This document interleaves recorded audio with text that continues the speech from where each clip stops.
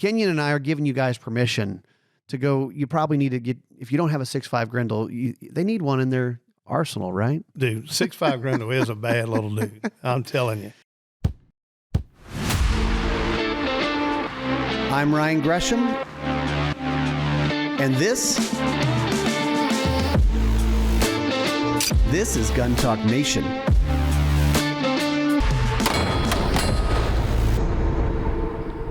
Gun Talk Nation is brought to you by Ruger, Safari Specialty Importers, Colt, Guns and Gear, Black Hills Ammunition, Military Armament Corporation, and First Person Defender. All right, welcome into Gun Talk Nation.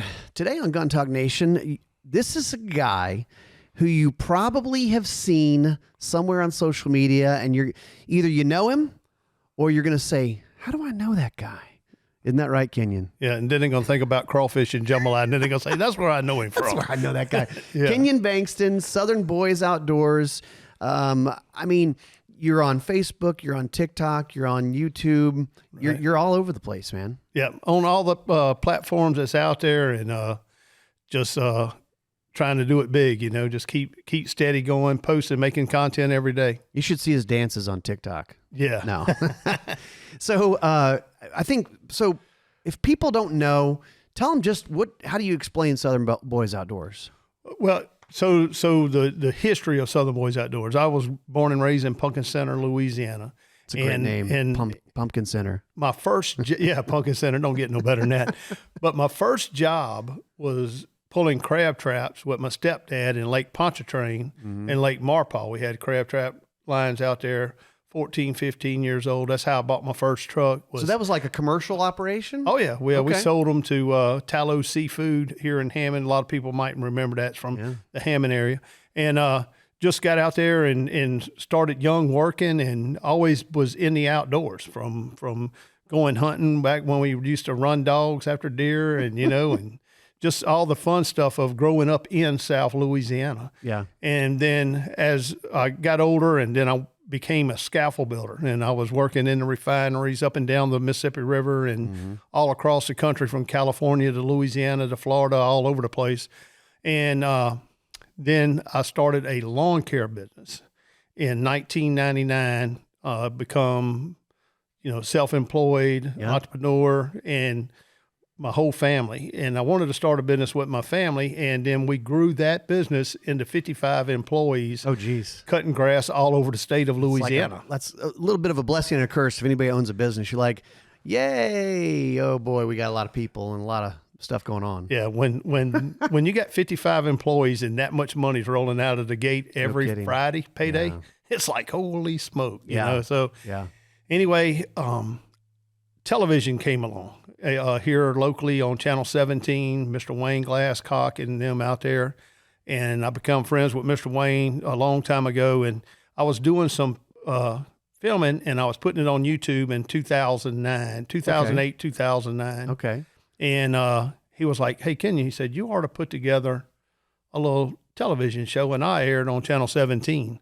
And this was outdoors, doing outdoor stuff, right? Right. I was doing all hunting and, you know, fishing and the Louisiana thing, cooking. We was even cooking back in 2009, 2008, and just posting all that type stuff. But the name of it was Team Fourth Ward. Okay. And a lot of people don't remember, but I used to do a four and a W, Fourth Ward. And I would wave it in front of my face like and that. That's a thing in Louisiana, the wards. Yeah, I don't know where that, it's like is that a ward as far as like the school board lines or voting lines or something like that? I guess, because I ain't never figured out, you know, how we got from how there's a 9th ward in New Orleans and then there's a 4th ward all the way up where I live at. So I don't know how ward, they're all over the place. Yeah, I don't know how the wards are divided up, but where I live at is 4th ward. If you guys haven't picked up, Louisiana is a strange place. You know, it is. We got Napoleonic law, not common law. Right. We got parishes, not counties. Right. We kind of do things a little different here. And we all talk different, eat different. It's true. But it's one of the few places, certainly in the United States, but even in the world, where it has its own cuisine, its own music, its own culture, its own traditions. its own holidays. Right. Where you think about, you go to some random other place, not picking on anywhere like, I don't know, Ohio, maybe they're known for certain things, but Right. I don't know if Ohio has its own brand of music and food and holidays and religion and all these things, right? Right. So, I love you, Ohio. Don't get mad at me. I'm just saying. Yeah. But, Louisiana is a unique place. Mm-hmm. And I'm super proud to be born and raised here in Louisiana. And it's just a great place to grow up. I think it's a great place to raise your family. It's a great place to come and visit. So, Yeah. Well, and obviously this is Gun Talk Nation. So it's funny. Kinion and I were talking, I guess last week, and you're like, well, I do a bunch of hunting, but I'm not necessarily like the gun expert guy. But I think that people who grow up shooting and hunting, they learn a lot about what works for them, what they like, what they don't like, when it comes to gear, when it comes to just the tactics, the approach, the whatever. Being out in it, you kind of get a sense of how you should approach certain things. Right. So, we'll go all over the place. I want to talk about, let's fast forward, because I think people most know you for your videos on social media. Right. In particular, is Facebook the biggest one? Yeah, we have 4.6 million followers on Facebook. Yeah. So if you're listening and go, I don't know who this guy is. Well, I'm just telling you. Yeah. It's like our buddy Chris Serino says, what does he say? He says, I'm a little bit famous, just a lot of people don't know it. Yeah, that's right. That's right. But you said, what year was it? Was it 2016 that you put out a video that went viral? Super viral. It 100 million views in 1 year. 2016 we reached 2 billion people. And what was the video? Crawfish ball, Louisiana crawfish ball. Well, the people are curious, right? Very curious. Because again, they don't boil crawfish all over the country. Right. And maybe you've been down here, or maybe they do it in Houston. Houston, you haven't figured it out yet. I'm sorry. I love you too, Houston. God, I'm making enemies with this podcast. But what do you think? Why was it? Why did that go viral like it did? So when I started on Facebook in 2010 with Southern Boys Outdoors, the first video I ever posted was a cooking video. Mm-hmm. A lot of people relate me to the outdoors and wonder why, hey, why ain't you doing the outdoor stuff that much and you're cooking more? Well, I always cooked. I always had cooking into everything I did. That's Louisiana to me, Well, it's also hunters, right? Right, because hunters. I don't know about you, but when I was a kid, I think the best meals, some of the best meals, some of the most memorable meals were at hunting camps. Oh, yeah. And I don't know if it's because the food's actually better or because we're cold and tired, but it was just phenomenal. And all the guys I know who are hunters are cooks. Right. Because you cook, you kill it, you clean it, you want to cook it. That's it.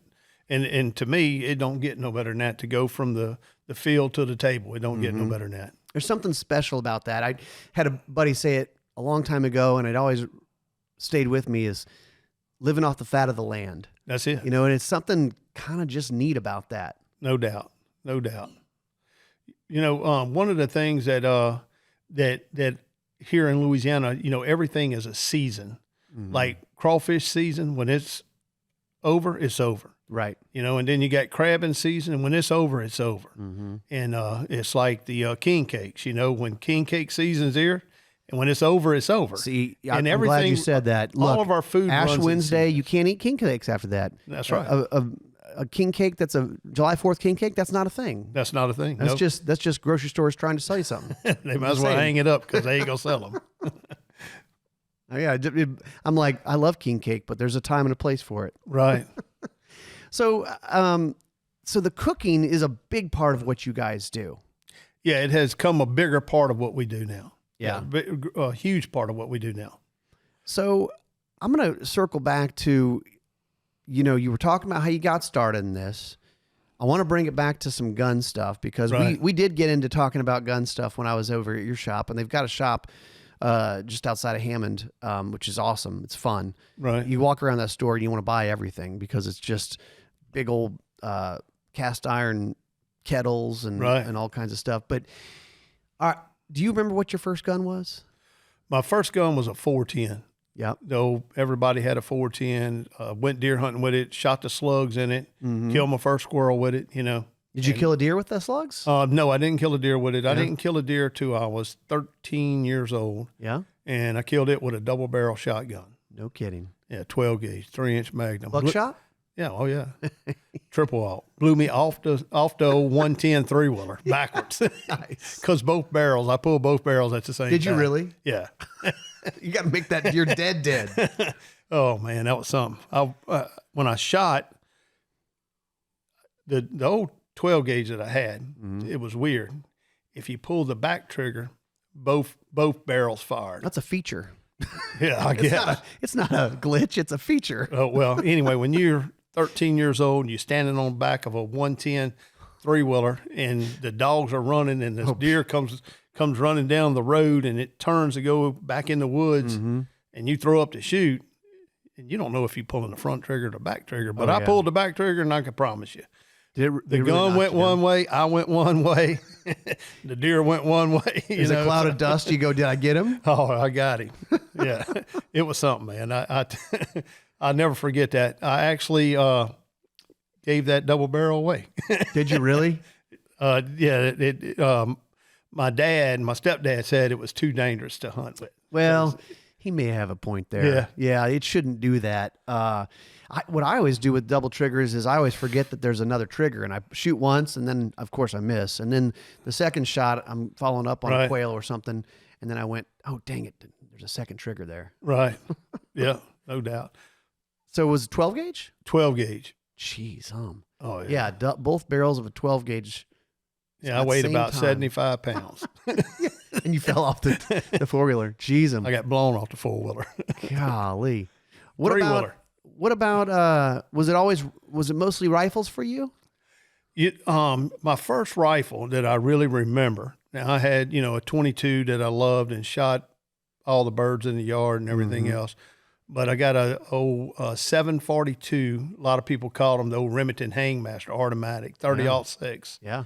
And man, look, I killed so many deer with that rifle. I absolutely love that rifle. And a friend of mine talked me into selling it to him, and I wish I never would have sold it to him. See, that's what happens. People are always talking about buying and selling guns. I'm like, I'm not familiar with what you're talking about. Selling guns? I'm not real familiar with that. I mostly buy them, but I don't sell a lot of them. Well, I got, they had this new gun that I seen on TV that had come out. And so I wanted it, and I bought it, and then I missed like 5 deer with it. And then I was really upset. Do you remember what it was? The one that you could switch the barrels on. Oh, really? Yeah, like it could be, it's the Encore.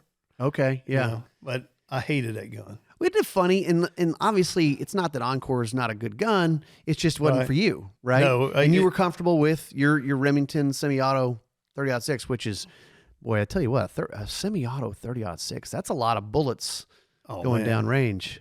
I love that gun. I mean, it was awesome. Isn't it funny how, I mean, obviously people who listen to this podcast are probably more gun enthusiasts than most, but it's funny how we get wrapped up in the new cartridges and the ballistics and all this stuff.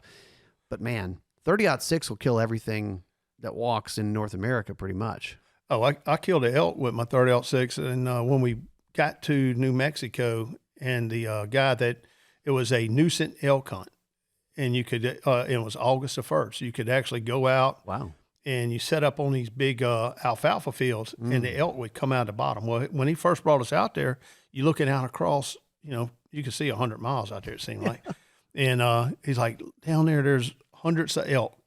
And this evening, they're going to be here in the alfalfa field. And in the morning, they're all going to be there, and they're going to go back down to that bottom down there. And I'm looking down there, I'm like, dude, there ain't even a tree down there.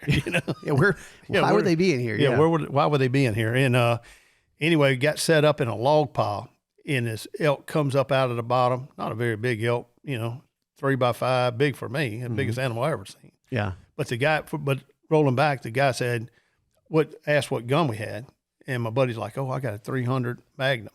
He goes, oh yeah, that's a good gun. And I said, I got a 30-06. He said, oh man. He said, look. He said, why don't you use his 300? I'm like, dude, I can kill anything in the world with this 30-06. Yeah. I'll take on an elephant. It don't matter. A 30-06 will kill it. And anyway, I ended up shooting my elk one time, He rears straight up, falls over dead. Yep. And then my buddy Felix, he ended up shooting his elk 5 times with the 300. 300 Win Mag. Yeah.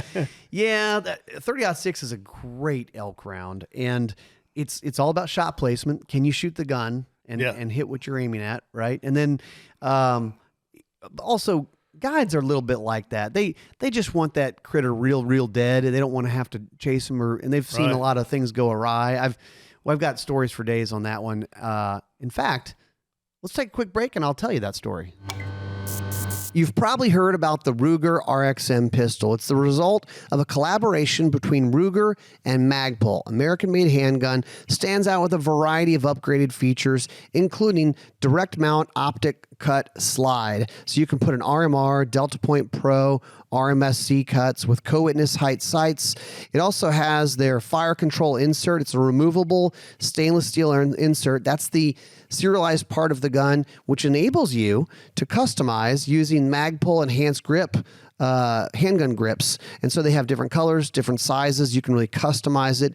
It's Gen 3 compatible, so it works with magazines that you may already own.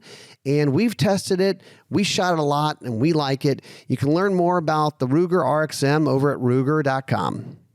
Want to hear about the latest and greatest in the world of guns? Well, 17 seasons of Guns and Gear, and we are back with another one. You can watch it live on Wednesday nights on the Outdoor Channel, or tune in on all the Gun Talk online channels to see what we're up to. Guns, optics, ammo, we test it all, we interview experts, and we showcase it to you. The latest and the greatest, a new season of Guns and Gear out now. Black Hills Honey Badger ammo is a solid copper, non-deforming, non-fragmenting projectile with wide, sharp flutes, ballistic broadheads that cut through barriers that cause hollow points to fail, at least sometimes. An overall increase in depth and width of wound cavities. In that moment when you need the best to defend your family's life or your own, you'll appreciate a certain quality the Honey Badger possesses for the least complicated reason in the world. Well, it works. Let me tell you about some of my favorite guns from Military Armament Corporation, or MAC, as many know them. The MAC 9 DS is a double-stack 1911, and in fact, they have an entire line of these double-stack 1911s. Surprisingly affordable. The MAC 5 and MAC 5K are a roller-delayed blowback 9mm pistol inspired by a firearms icon, and they take MP5 mags, if you know what I mean. See more at armamentcorp.com. All right, so talking about outfitters, and they'll say, "Which gun did you bring? What cartridge are you shooting?" So I had a guy. This is the past year. We went up to hunt elk, and my buddy had a 308, and he's like, "I don't know, 308's not enough to kill an elk. I'm not sure about that." Obviously, it is. But they get weird about it. I was on a mule deer hunt out west, and because a lot of what we do, we're shooting a given gun. It's the gun, and it's a new cartridge, or it's a new bullet. We sometimes don't get to pick what we're using for the content we're making. Right. So I had the new Core-Lock tipped bullet, and one of the first. I might have been the first one to kill an animal with this one. I don't know, but all they had was in 6.5 Creedmoor.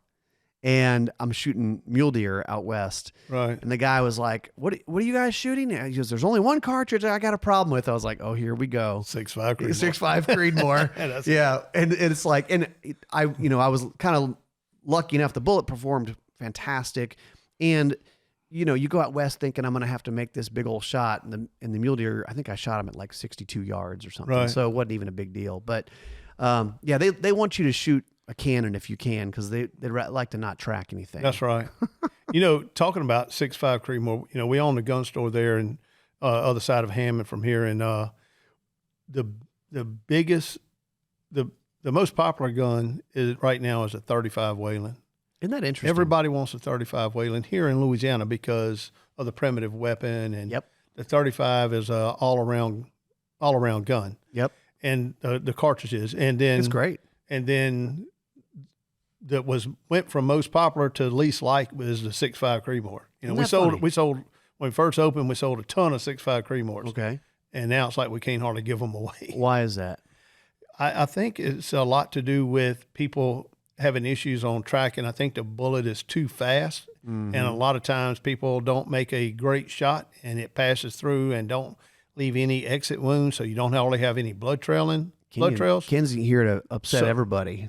So, well, now look, I mean, Mr. Ed Green, he killed a 179 with me buck that weighed at 300 pounds. He killed a 162 that weighed right around 300 pounds. Big deer. And both of those was killed with a 6.5 Creedmoor.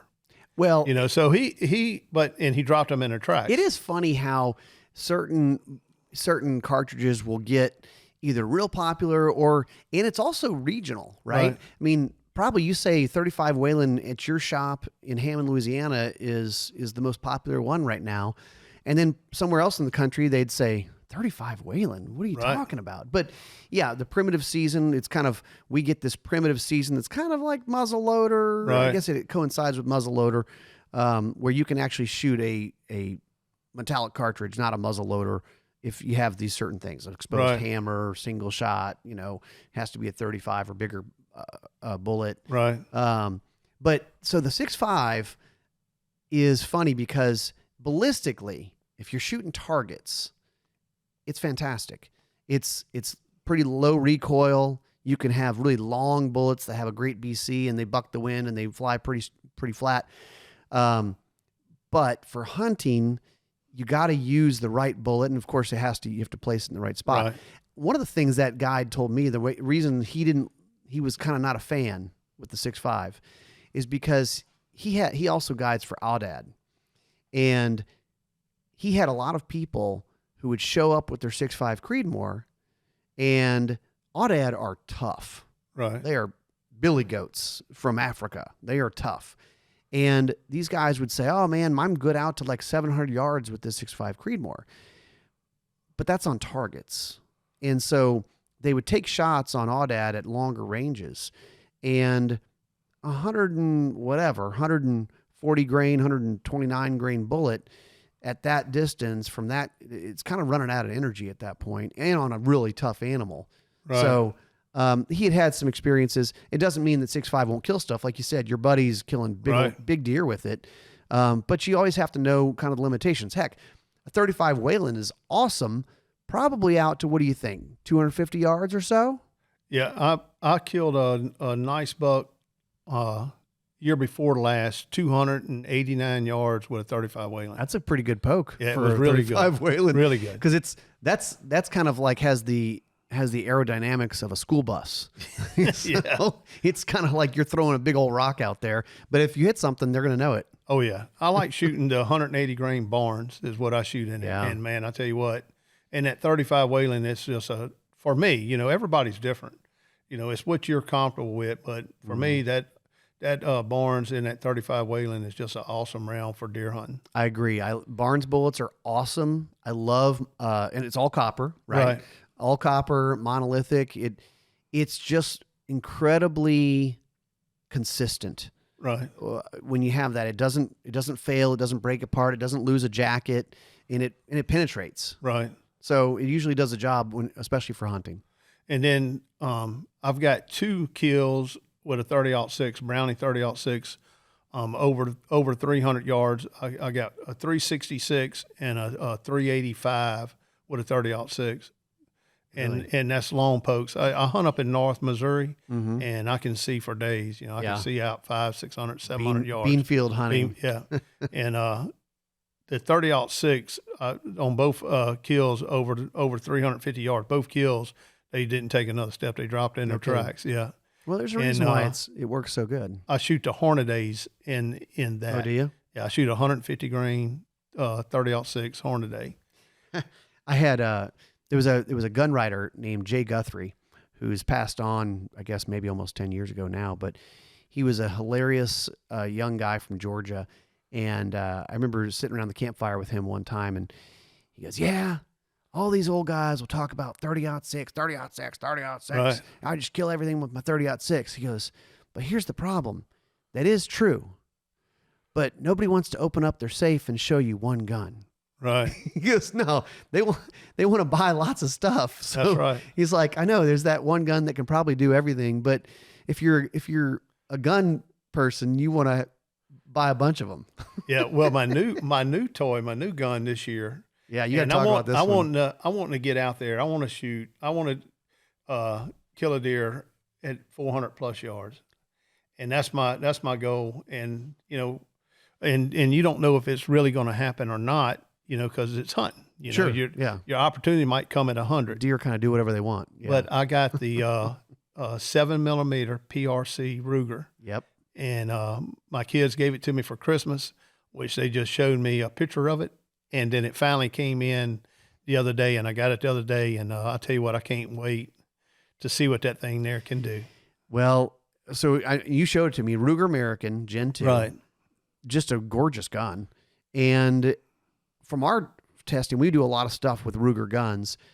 They're just inherently accurate. Right. And it's probably one of the best bangs for the buck on a bolt gun that's run around these days. 7PRC, it's great. I had a buddy he went with me last year. He was the 308 guy. Right. And he goes, hey, I'm trying to decide between a 7PRC and a 7 backcountry because he wants to get a new gun. He wants to, right. I don't know, kill the elk deader than it was last year or something. Yeah. But, and he was trying to decide. And I mean, my answer to him is, look, I used the 7 backcountry last year. It's a brand new cartridge. It works fantastic.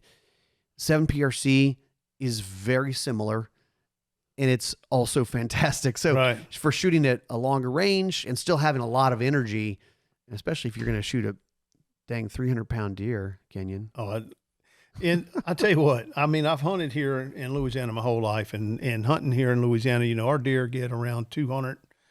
If you kill a 225-pound deer in Louisiana, you killed a big body that's a deer. really big deer. Not unless you go up along the Mississippi River where they plant corn and all that. And, that part of Louisiana has some bigger deer. But down here in the swamps of Louisiana, 225-pound deer is a big deer for us. Yeah. And then I leased a farm in North Missouri and started going up there 13 years ago. And when I started going up there, man, I killed the first deer I killed weighed like 290 pounds. And I'm like, oh my God, what is this? Midwest corn-fed deer. Oh, yes. man. So much bigger. And today, the biggest deer that we've killed, I run a little outfit business up there, and it's mainly just my friends. But the biggest deer that we killed up there today weighed 325 pounds. Jeez. Yeah, and then That's it had a small rack, and the guy. His name was Tony from Mississippi. He came up hunting with Stubbs and them, and he was like, "Look, Kinion, I just want to kill a big body deer. I ain't worried about killing a big rack buck. I want to kill a big body deer. I ain't never killed a deer that weighed over 200 pounds." Yeah. So I put him on my West 200 farm, and I told him, I said, "Look, I got pictures of one. He's going to be 300 pounds plus. I can promise you." Well, he texted me the next morning. He said, "Dude, I just killed the biggest deer I've ever seen in my life." That's awesome. So I got down. I went over there to help him load it. When I seen it laying on the ground, I was like, "Oh my God!" Yeah. How we gonna get him in the truck? Great. Now what? Yeah. You're gonna have to quarter this thing out. It is funny how if the more people hunt, I mean, if people watch hunting shows, it's always like, oh, we're targeting this huge rack and this and that. But you can hunt for whatever you want to hunt for. And some guys are like, I want to kill a big body deer because that's really neat and I've never done that. Or some guys will say, I'm looking for a weird rack. Right. I want the not traditional thing. I want something that's goofy. Right. And I got one of those. Do you? Yeah, I got it. Well, I called it double double. And I actually done a video and I said double double double, and Matt Busman and them picked it up and put me on one of those shows that he had with me acting silly. But anyway, I killed it with a 6.5 Grendel. Wow. And I actually ended up killing 3 bucks, 2 that I have mounted and 1 that I got skull mounted that was killed with a 6.5 Grendel. And that's an awesome little round. That's an awesome round. You got to tell people about 6.5 Grendel. 6.5 Grendel, I shot it in an AR platform, a Black Rain AR. And I tell you, no recoil, absolutely zero recoil, and just smooth. I mean, it's just, you never lose sight of what you're shooting in the scope. Yeah, and you're looking through the scope the whole time. Yeah, you watch the bullet, you watch the impact. Yeah. And I mean, it's just an awesome round. And 3 deer that I shot, all 3 dropped in their tracks, never took another step with a 6.5 Grendel. Now, when you look at this bullet, you're going to look at it and you're going to say, oh my God, it's smaller than a 308. Yeah. But I tell you, that is a bad little dude right there. Well, it's one of the reasons why 6.5 cartridges in general we're all over the place. We're talking about 6.5 Creedmoor being that's good, my ADD. It's good and bad, but 6.5 has this sectional density. It's like throwing a spear out there. It's a very long bullet. I mean, Karamojo Bell used, I believe it was a 6.5 by 55, a 6.5 Swede to kill like 100 elephants in Africa. Right. So like people are like 6.5. I'm like, well, actually, if you do it right and you put it in the right spot and you're comfortable shooting it, it will kill stuff. And probably, like you're saying, low recoil. So most people are going to shoot it well because they're not flinching. They're comfortable shooting the gun. It's not beating them up. And the fact that you're able to stay in the scope, see your hits, maybe some of you see your misses. I don't know. Right. You see those too. That's real good. Yeah. Yeah. The 6.5 Grendel is a neat little cartridge. It's funny. It's short and it's fat. It looks like a guy who's like 5'6" who works out a lot. That's what it looks like to me. I would tell everybody what I think is probably the best youth gun out there is going to be that Ruger American 6.5 Grendel that you can shorten the stock when a kid's, 9, 10 years old. Yeah. And then when he hits 13, 14 and goes in that growing spurt, he can put the stock, add the plate back on the stock and grow with it. And that little 6.5 Grendel will hunt with anything, really, I think. Now, would I recommend taking it and go elk hunting? I don't know. Probably not. But get real close. Deer hunting? Oh, yeah. Oh, yeah. Hog hunting? Yeah, for sure. Antelope out west, great for that. Great youth gun. I think it's better than a 223 or something like that for starting a kid out hunting. Yep. And that's a great round. Now, probably one of the most sold rounds for youth nowadays is a 350 Legend. We sell a lot of those here, the 350 Legend for youth. And it's a low recall, but it's only about 150 to 200 yard gun. 350 Legend ballistically is similar to a 30-30. Right. As far as what it's doing downrange. Right. But that 6.5 Grendel, you can shoot, 300 yards with it easy. Yeah. Yeah, it's just a cool cartridge. And look, I am guilty of falling in love with a cartridge and buying a gun because I don't have a gun in that cartridge. So Kinion and I are giving you guys permission to go. You probably need to get, if you don't have a 6.5 Grendel, they need one in their arsenal, right? Dude, 6.5 Grendel is a bad little dude. I'm telling you. Especially on an AR platform. Yeah. I mean, when you're going hog hunting and stuff, and I know a lot of people like the 450 Bushmaster. We sell a lot of those 450s for hog hunting. Yeah. But, man, I tell them all the time, don't overlook that 6.5 now. Yeah. That 6.5 Grendel is a neat little AR round. It is. I would be remiss if we don't get the pro tips from Kinion on cooking some good food. So we're going to do that right after this break. Engineered for precision, performance, and versatility, the Colt Optics Ready 1911 competition pistols are the perfect choice for competitive shooters looking to gain an edge. We're talking about 1911s in either 9mm or 45, and they're cut for optics. I mean, that's like cheating. You get a red dot on top of a Colt 1911. They're versatile. They're great with an optics plate system. Seamless experience for those who want to take their shooting game to the next level. You can learn more over at Colt.com. Why do serious hunters use Safari Specialty Importers? Because getting your trophies home is all they do. It's white glove service from beginning to end. They know how to navigate the customs office and even have their own bonded warehouse to keep your trophies in while they clear customs. Most important to me is that they are hunters who understand the value of these once-in-a-lifetime trophies. Learn more at SafariSpecialtyImporters.com. Big news from First Person Defender. There's a new season launching, Season 14. And with it, we're launching a brand new YouTube channel dedicated entirely to FPD. We're kicking it off with the new season, our most intense and eye-opening season yet. Carjackings, home invasions, armed robberies. First Person Defender throws everyday people into real-world self-defense scenarios, and it's all captured on camera. Subscribe now at the First Person Defender YouTube channel. You can also find it on Facebook, on Roku, everywhere else that you're going to see our videos. Real people, real training, real reactions. This is First Person Defender like you've never seen it before. So it's funny. We all have a bunch of interests. I like guns, but I like other stuff too. And and cooking definitely is a hobby of mine. And I can say it out loud because my wife has said I'm a better cook than she is. Right. And I'm not going to get in trouble for that. But we were talking the other day, and it's like, well, probably more people eat than shoot guns, and perhaps a reason why you guys have such a huge following. I mean, just I guess people listening to this are like, all right, cooking. I mean, I guess where do we go from this? It's like, what type of stuff do you typically cook? Where do people start? Just, like, hey, this is an easy thing to do. One of the things is that far as social media wise and building a following, and say you're a hog hunter and you're trying to build a hog hunting following. Well, you're going to capture just the hog hunters.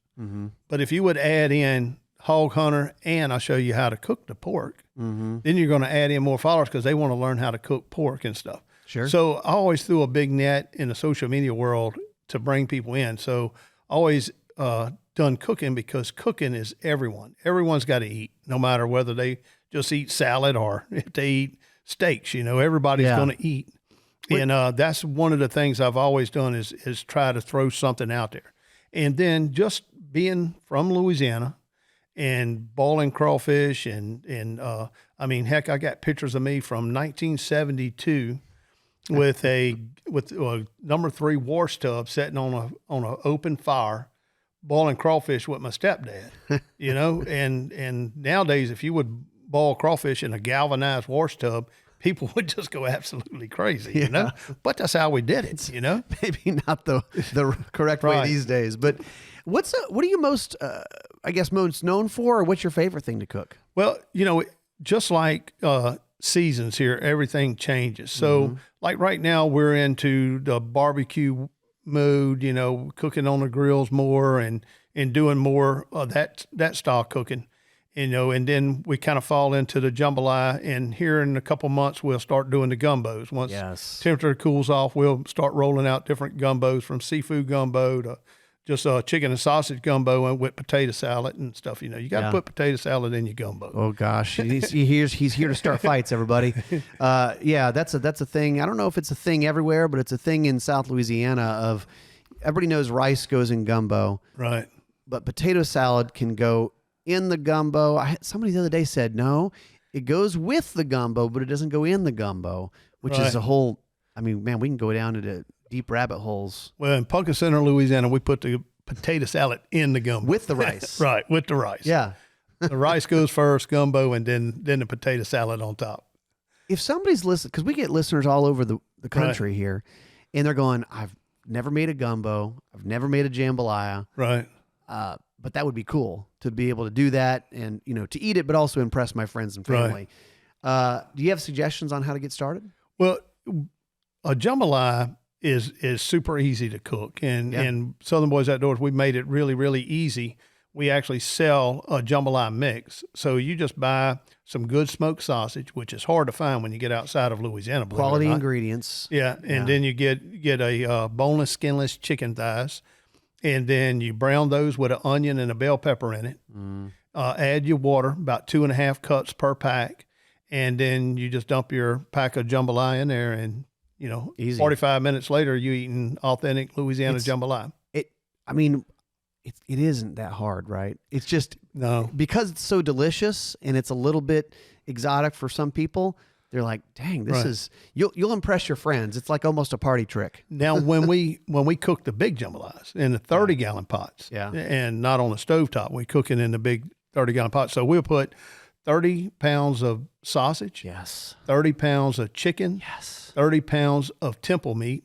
Temple meat. Everybody's gonna say, "What is temple meat?" All right, we're getting into secret territory here. All right, so temple meat. A lot of jambalaya cooks, they use pork. Temple meat is a pork, but temple meat is the jaw meat of a hog, and it's super tender. So that's what we like using, is temple meat in our jambalayas, because it's so tender, it's unreal. You can specifically buy temple meat? Oh yeah. Oh yeah. From a butcher or something? Yeah, you can buy it. Yeah. Dude, I just learned something. Yeah, that next time you cooking a jambalaya, just ask for temple meat. Like, I want to cook it with temple meat. Can you get that in the grocery store? Or? Some, but probably it's gotta mainly find a sold in butcher. a 30-pound box. Oh, wow. All right. Yeah. And we put 30 pounds of onions, 45 pounds of rice. God. And then, we create what some people call the Holy Trinity with the bell peppers and the celery and stuff. And we brown all those meats. We brown the sausage, take it out. Brown the chicken, take it out. Brown the pork, take it out. In batches. You brown it, take it out. And then we put the onions, and then all that build up on the bottom of that pot. You look in that big old pot. It's as big as this table here, or bigger. And you look at the bottom of that pot, and it's all built up. Yeah. From cooking those 3 different type of meats in it. And then you put those onions in, it breaks all that loose. Like it deglazes it or something. Right, and all that goes in them onions, and you cook it till it's brown, till it's soft. And then you come back and you add your pork and your sausage in it, not your chicken at that point. And when you do that, you cook that down in the onions and stuff, and then you add your water. And then once you add your water, you bring it to a boil, and then you taste it. At that point, that's when you add more salt, more pepper, more seasoning, more Southern Boys seasoning, more Tony's, whatever you want to add. Sure. You start adding to it till you get that flavor that you're looking for in that water boiling. And when it tastes good, you dump your rice in it. Okay. And once you put your rice in it, you're gonna push it, and you're not gonna stir it. Rice is pushed. You push it back and forth because you don't want it to gum up. A lot of people say, "Oh, it gums up." Well, that's because you stir it too much. Really? Yeah. So in those big kettles, you have like a spade or something. Oh yeah, we got a big paddle. Yeah. We call it heavy. It weighs about 15 pounds. Wow. Yeah. Okay. It's metal. Yeah. Oh yeah. It's stainless steel. Yeah. So you push it back and forth, and you let that set. And when you start seeing your rice, because you're gonna see your water. When you start seeing your rice push up out of the water. Yeah. It's soaking. And then you get ready to do your first flip. Then you add your chicken back. Because a lot of us. And you fold it all over. Is that what you're doing? Yeah, you'll go around and you'll take what's on the bottom and put it on the top. Okay. You'll put your chicken in, and then you'll flip it. And then you're only going to flip it one more time before you serve it. A lot of people flip it, and then they got a pot of gum. Yeah, it's gummy, mushy. mushy. Yeah. That's because they flipped it too much. Yeah. So take it easy. Don't keep flipping the rice. that's right. Don't keep flipping your You should make a bumper sticker. Don't flip the rice. Yeah, don't flip it too much. All right, we're gonna settle this once and for all. Should people put tomatoes in jambalaya? All right, so I cook a red jambalaya, which is New Orleans. So New Orleans people tended on that southeast side of Louisiana, southeastern lower. Yeah. They cook with tomatoes. Yep. And in the center of Louisiana, north of Lafayette, where you get to the Creoles, they cook a red jambalaya, tomatoes. Okay. So your And then Creole, there's a brown jambalaya, right? and that's going to be more of our area here. Okay. And then it's going to lead down by Pier Park and them. Down that way is going to be more of a brown. Well, and you get a Gonzales, they cook a white jambalaya. A white jambalaya. A white jambalaya. It'll be white. It won't have no color to it at all. I've seen that before. Yeah. It can be good too, but I mean, to me, the red's good. I know we're getting into weeds, but I'm going to give them a little history lesson. So if you don't know, the reason why you've got all these tomatoes is from the Creole culture of New Orleans, New Orleans, you have a lot of Caribbean, Haitian, African. Jambalaya is, that's where that comes from. Well, also they'll cook a jambalaya where they separate it from the rice. So they cook everything, they bring the water to a boil, and then they have the rice, and then they take and they serve it in a bowl. They'll put your rice and put the jambalaya over the top of it. But that, to me, is more like a gumbo. That's gumbo. Yeah, but they cook a jambalaya like that. They also cook a jambalaya where the rice is not into the jambalaya. I'm just telling y'all, that's wrong. Don't do that. Yeah. I'm sorry. That's what makes Louisiana so unique down here. And I tell people all the time, look, y'all come visit Louisiana and take a ride and just start out here in the Hammond area, go down to New Orleans, go across over to Lafayette, go down to Thibodaux and Morgan City down in that area, and just travel the lower part of Louisiana. I tell everybody, look, you cut the top off of Louisiana, that top part of Louisiana, they're all the same. They dust our crawfish, East Texas. They dust our crawfish up there, But the lower part of Louisiana, every community is different. Absolutely. Well, I mean, it's and funny we cook because different, and everything is so much different. You're talking about, well, this is how we do jambalaya, but over there in New Orleans, we're talking about 40 miles, guys. It's not, we're not talking about a different country, but it might as well be. Well, look at Gonzales. They cook a white jambalaya, and that's and from my store to theirs, like 20 miles. Right. Right. And different world. And if you took their jambalaya, and this is how it works. If I cook my jambalaya, and it's going to be brown, it's going to be dark, and it's going to look pretty. It's going to look rich in color there. And I put a white jambalaya and a brown jambalaya side by side, and I set it on the table around my house or around here. Nobody's going to eat the white jambalaya. Right. If I bring both bowls to Gonzales, they're going to eat all the white jambalaya. They ain't going to eat the brown jambalaya. It's a different world, guys. I'm just telling you. Kinion, how do people find out more about what you guys are doing? Oh, look, just type in Southern Boyz Outdoors with a Z, B-O-Y-Z, and type in that on all social media platforms. You'll find us. You can come by our store in Hammond, Louisiana. We're right on the corner of I-55 and I-12. I'll get off the Pumpkin Center exit off of Interstate 12. You get off the Hammond-Albany exit. We're located in Baptist, Louisiana. We got a store where we sell hunting supplies and guns, ammo, and we sell cooking supplies, big pots, those big jambalaya pots we're talking about, we sell those too. And they can follow you guys on all the social media the social media platforms, you'll find us. You'll pick up the difference between, like 6 different ways to make jambalaya. That's right. I would trust Kinion on the way he does it, probably, because you've made a few. Oh, yeah. #1 jambalaya in the world, Southern Boyz Outdoors. Actually, we are the #1 selling jambalaya on Amazon. No kidding. Yeah, we're the #1 selling. So you can find it there Amazon. too. Yep, that's a cheat sheet for you. That's a cheat code. If you're somewhere where you're like, they don't even know how to pronounce jambalaya where I'm from. Right. Well, go on Amazon. Southern Boyz Outdoors. You'll find it. That's right. Thanks for being on with us, man. Appreciate it. Thank you. All right, guys, go get yourself a 6.5 Grendel and kill everything with a 30-06 just to make it, the newbies 35 angry. Whalen. Or 35 Whalen. That'll work too. Thanks for listening and watching, and we'll see you next time on Gun Talk Nation. Come see us.